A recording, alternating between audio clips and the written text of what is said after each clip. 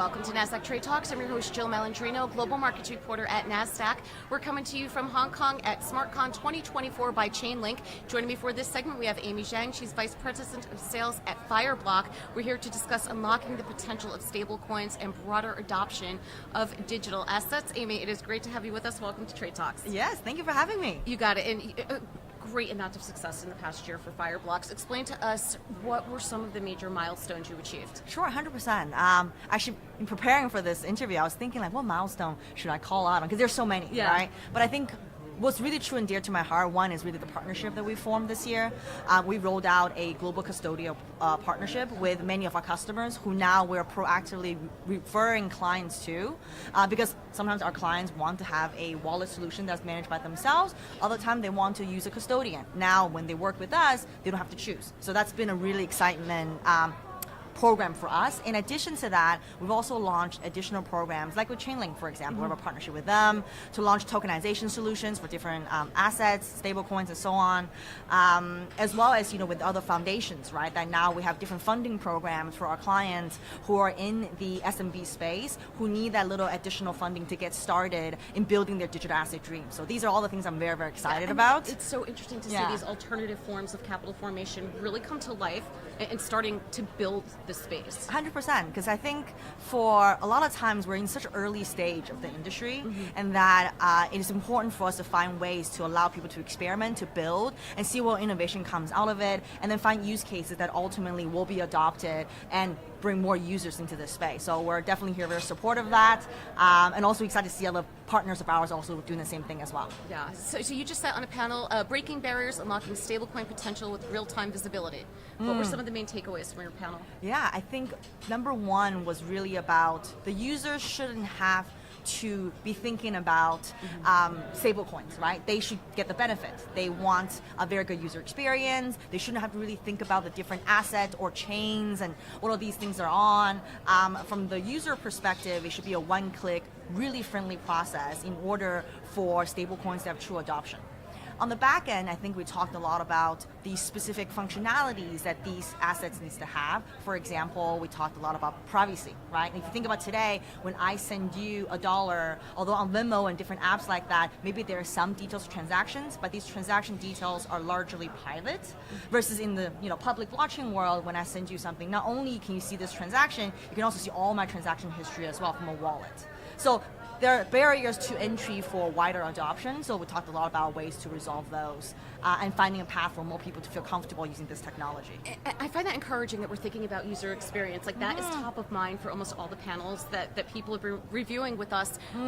What needs to happen in terms of digital asset innovation for us to see greater levels of adoption? Yeah, I think making things very easy for people to interact with. Making the end user doesn't have to think about, how do I pay my gas fees, and what is a wallet, and how do I secure all of these information. Have service provider to help them to eliminate these hurdles would be definitely one aspect.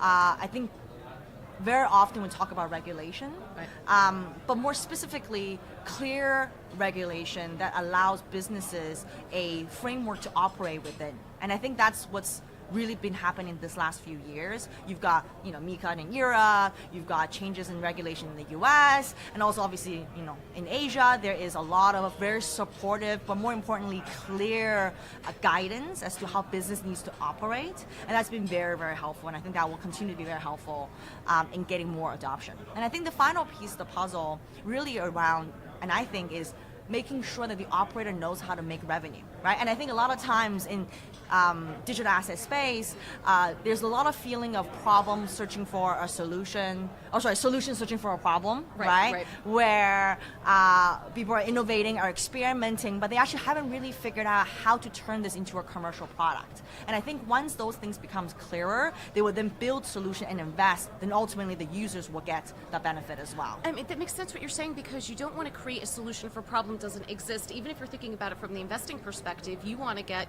investors that believe in the problem that you're looking 100%. to solve, Yeah. because investors have gotten more sophisticated as well in terms of how they're going to allocate capital. 100%. And I think it's about attaching to a company's biggest values, right? It's Right. revenue, risk, and cost. Those are the three things that a company will care about. So making sure the solution is actually attaching to those three main big problems. And then ultimately, that those kind of projects will get funded, which then allows them to continue to reinvest and grow thereafter as well. So that's definitely a theme we're seeing, where many institutions are no longer just simply funding thought experiments anymore. They are looking for real use cases that can actually drive or solve those three things that they really, really care about. So you had a big year at Fireblocks. What is in the year ahead? Yeah, so I think very top of mind is really around payments and stablecoins, right? We are investing a lot of our energy as well as our resources in building the ecosystem required to make payments much more seamless. Actually, I should say make settlement much more seamless, because I think payments are relatively easy to do. Settlement is the hard part.